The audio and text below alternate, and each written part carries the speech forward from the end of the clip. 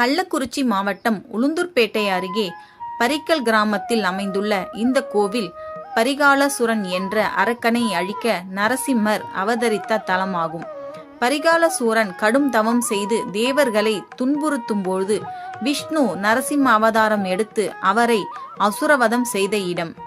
CoWIN மூலவர் நரசிம்மர் தானாகவே தோன்றிய சுயம்பு நரசிம்மர்.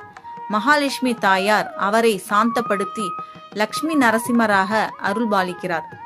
மன்னர் வரதராஜன் தனிப்பட்ட அருளால் துன்பங்களை தீர்த்து கோவிலை கட்டியவர்.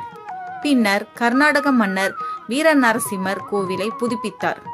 கடன், நோய், எதிரிகள் தொல்லை, திருமண தடை நீக்கம் என மனநோய்கள், பதவி உயர்வு போன்ற பல நற்பலன் பெறலாம்.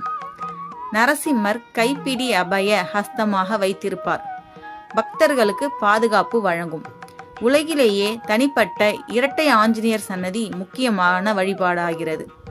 தென்பெண்ணை மற்றும் கடில ஆறுக்கு இடையில் அமைந்ததால் ஸ்ரீரங்கம் போன்ற புனித தலமாக கருதப்படுகிறது.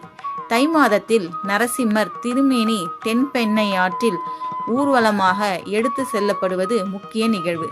இங்கு அனைத்து தரப்பினரும் வழிபடலாம்.